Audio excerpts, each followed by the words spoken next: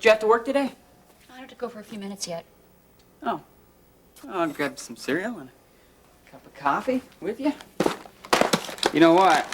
We're not gonna have a chance to do this very often after a while. Do what? Sit down and have some breakfast together. Once you're an old married woman. Once I'm an old married woman, what? That's right. See, I've been thinking. Maybe it's time I start looking around for a place of my own. Peter Davidson, what on earth are you talking about? Well, I mean, not right now, but once you guys are married, I think you should have this house to yourself. Now, you listen to me. You are my son. This is your home, and it will always be your home, no matter who else moves in or out. Well, does your future husband feel the same way? Well, there's no need to talk to him about it. Are you sure he doesn't feel different? Mm-hmm. I am sure. As a matter of fact, I know that he will be in complete agreement with me about this. Well, on this subject, anyway.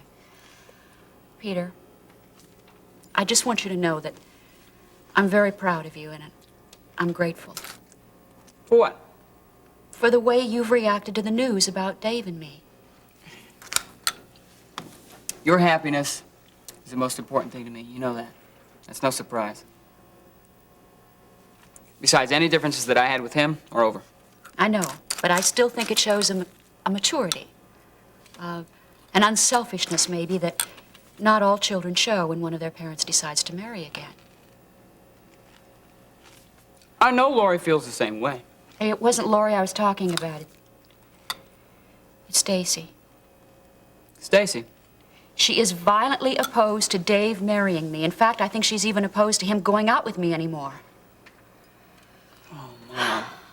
I don't understand it. Just when I thought things were going so well between us that we'd patch things up so beautifully. Dr. Phillips say why? He doesn't understand it any more than I do. Peter, I'm sorry. I didn't mean to burden you with this. It's just that I'm sick at heart about this whole thing. You're not half as sorry as I am. Why do you say that? Because I think I know what changed her attitude about you. It's all my fault.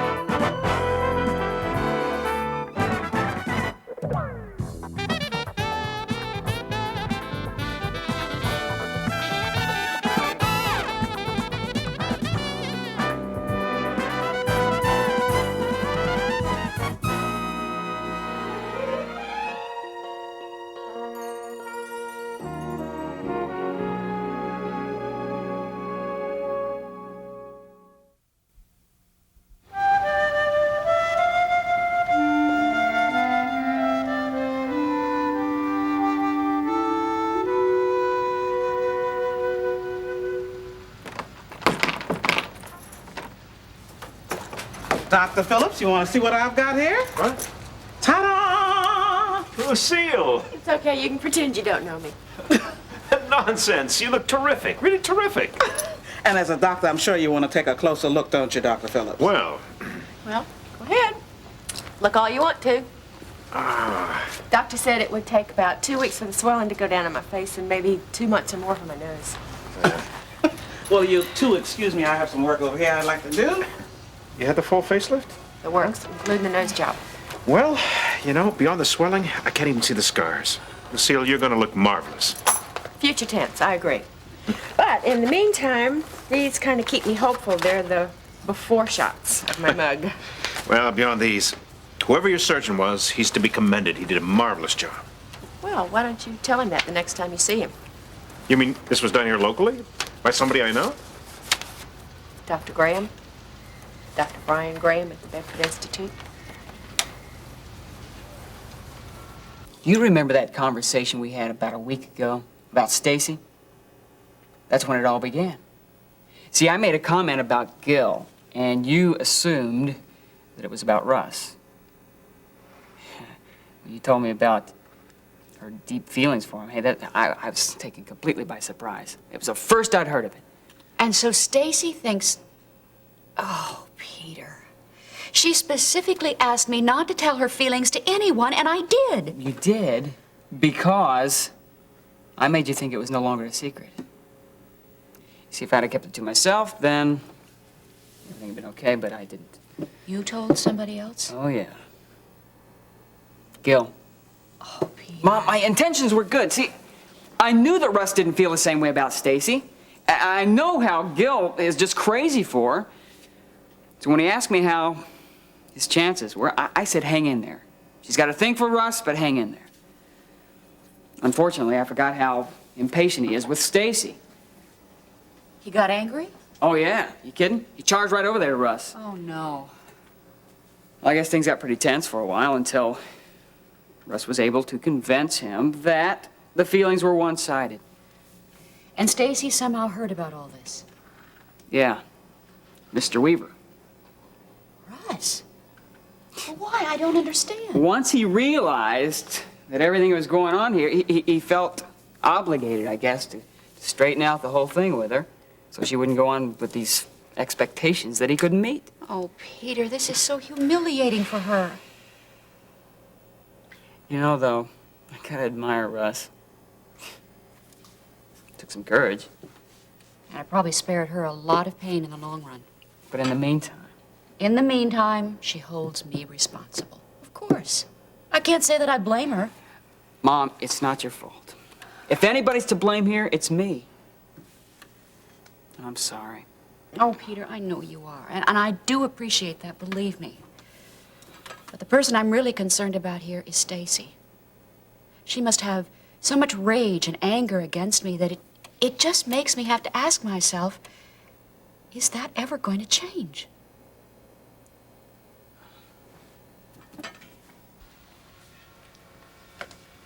I know how you feel about Brian, but it is remarkable, isn't it?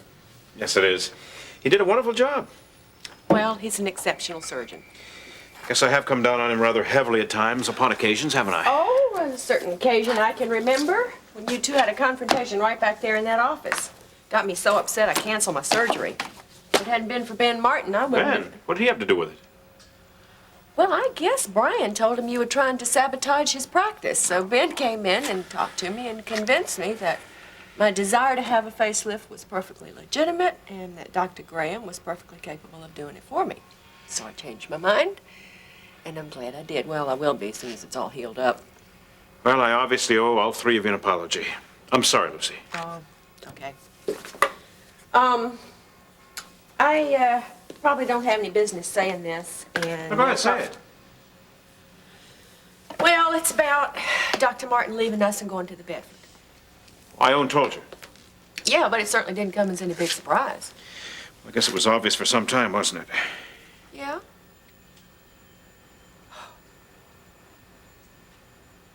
And I think you knew deep down in your heart that it was coming, and I think that that's why you had it in for Brian. And the Bedford, and Dr. Martin, too, for that matter. Am I right? Well, I hope that's not the case, Lucy, but I don't deny the fact that it's a possibility. But surely you hate to see him go as much as I do. Yes. And no. Yes, because I'm going to miss him an awful lot. And no? Well, it's obvious he has not been happy here. And it makes me furious when he takes it out on the patients. Well, that doesn't happen very often. Well, if it happens just once, it's once too many. And if he's unhappy here, he should leave. The man's got every right to leave. And nobody's denying that fact. Maybe not in so many words. Some cases, though, I just think he's had a pretty heavy guilt load laid on him about some of the choices and the changes he's felt he had to make. Are you saying that that's what I've done? Laid a guilt trip on him? You'd know the answer to that better than I would. I guess it's food for thought. I'm going to say one more thing, and then I'm going to shut up, okay? Go ahead. Well, if you're still mad at Dr. Martin for leaving, you're wrong to let it eat at you. You and he have been friends for a long time. And if that's important to you, and if you want to keep it, you're going to have to let go. It's time to let Ben go and find his own way. Well, here we are. Exactly as I remember it. Does that surprise you? No, I just thought maybe I might have dreamt all this. Oh, it's no dream, as you will find out when your new patients start beating down the door.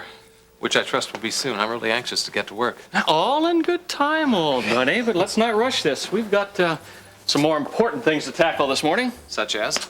such as the front nine at the old Orchard Country Club. What, you mean golf? Unless you got a better idea. Come on, Brian, be serious. Well, look, I told you the workload was very light around this place. I wasn't kidding. But don't you have something you need to do? I mean, we did come in here to In work. fact, I do. I need to drive into Kingsley and pick up a couple of suits that I just had made. Look, since you're not in the mood for golf, why don't you ride along with me? I'll introduce you to my tailor. Maybe if he's got time, he'll take your measurements for a suit. Brian, I came here to work, not to goof off. Now listen, Ben. If you're going to be around this place for a while, there's something that you'd better learn right now. Nobody ever works on Thursday morning. In fact, most of the staff doesn't even get in until 1 o'clock. Now, we should be seen here. Okay, I get the message. You go off and do whatever you want. I'm gonna beg off this time. Really, I'd rather stay right here and settle in if you don't mind. If you insist, but I hope you realize you're getting off to a bad start. I'll take my chances. All right, yeah. I'll catch you later. Enjoy.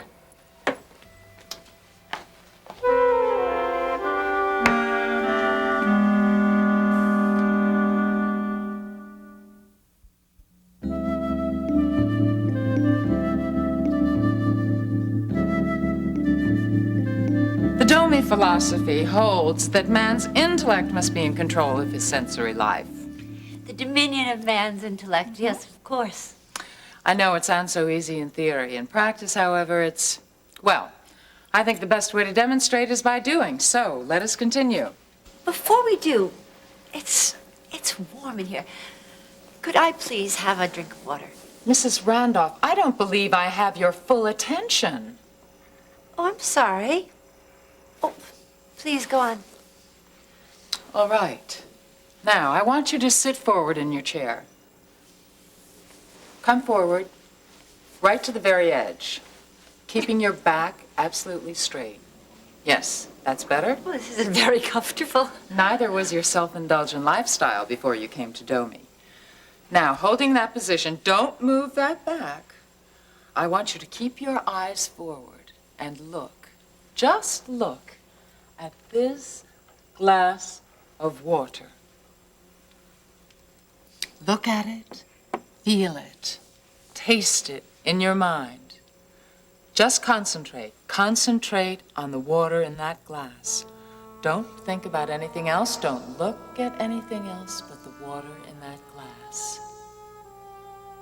Now, let's concentrate on the glass.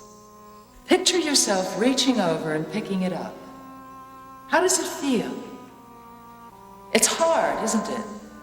Solid, cool to the touch. Can you feel it? Now, still holding the glass, look down at the water inside. How does the water look? Cool, refreshing, pure. The water is cold as a mountain stream from the ice cubes. Now, still concentrating, still holding the glass in your hand, still looking down at the water, I want you to slowly, slowly bring the glass up to your mouth and let that cool, clear liquid moisten your dry, parched lips. Now, open your lips and take a sip of that cool, clear water and hold it in your mouth. Enjoy the sweet relief as you let your tongue, your dry tongue, feel that liquid.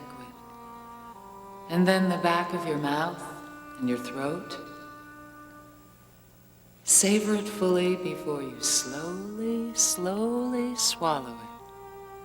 And as you swallow, little by little, bit by bit, let that cool liquid slide down your throat, savoring, tasting each refreshing drop. Oh, it tastes feels so refreshing. Can you feel it, Beverly? Can you taste it? Can you taste that cool, pure, refreshing water? Can you taste it, Beverly? Are you thirsty, Beverly? Well, of course I am. You know that I am. Don't look at me. Don't take your eyes off that glass. Well, you're still thirsty. All right, then, let's concentrate on your thirst. What does that feel like? Where do you feel it the most? The inside of your mouth? Is that parched and dry? Or maybe it's your tongue. Does it feel heavy from thirst, as if it can't move? And what about your poor, dry lips? To what part of your mouth would a tall glass of cool water be the most refreshing, give the most relief and comfort? All right. Do you see now, Beverly, how very important and how difficult it is to gain control of your senses and to deny your impulses? It's difficult. Yes. Yes.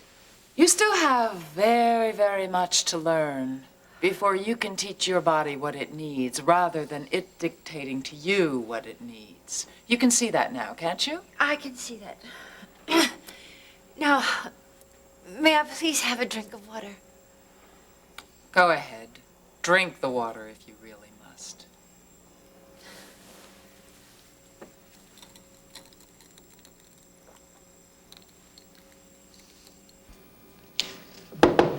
Yes. Still hard at it, I see? Don't feel sorry for me. What happened? Your golf game get rained out? Oh, for your information, it is a glorious day outside. So what are you doing back here so soon? I felt guilty leaving you alone here your first day in the new job. Not much of a welcome aboard, I'm afraid. Oh, well, don't worry. I've been having a wonderful time. Although I do have some questions here about some of these patients. Well, ask away. All right. Some of these patients are scheduled for surgical procedures I'm not really familiar with, or at least comfortable with. This one, a rhytidectomy, for instance, and we have a suction lipectomy and some of the cosmetic oral surgery. The fact is, we didn't have a lot of call for cosmetic surgery at the Chesterfield Free Clinic. That's exactly why I had those charts put on your desk. Those are all patients of mine and the various surgeries I have scheduled in the next few weeks. Thought you might like to look at them and see if you have any questions, then you can observe when I do the actual surgeries. Who knows? You might even learn something.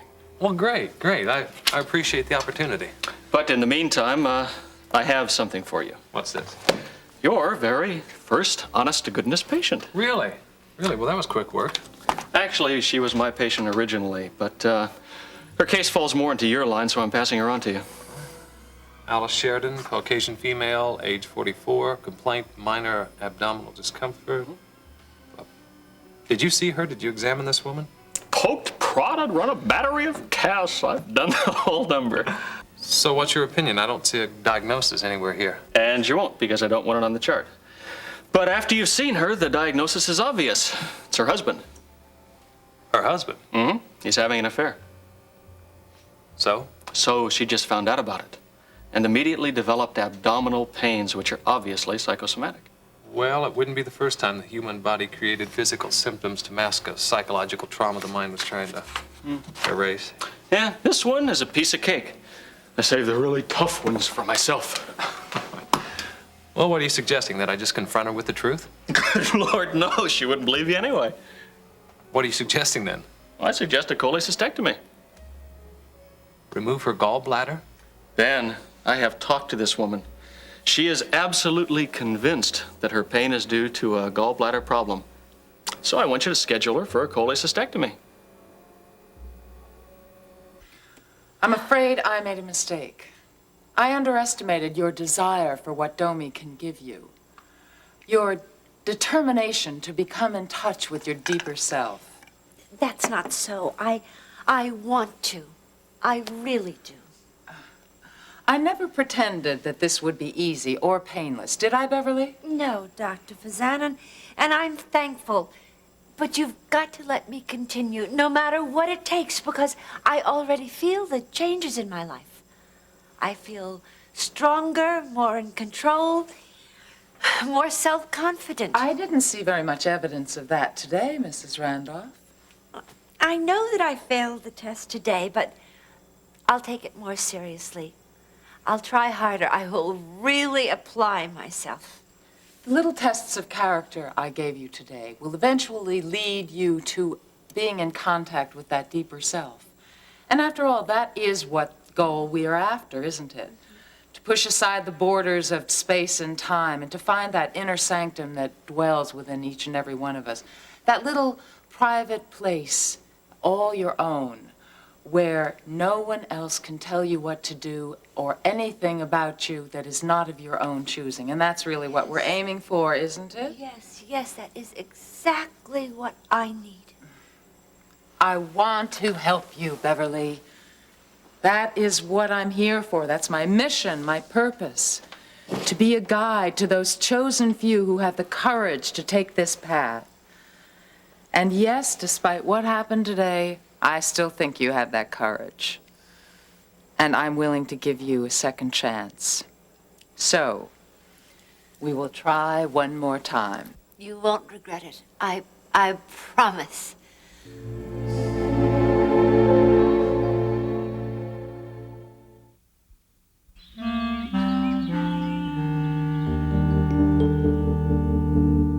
Brian, you're not serious.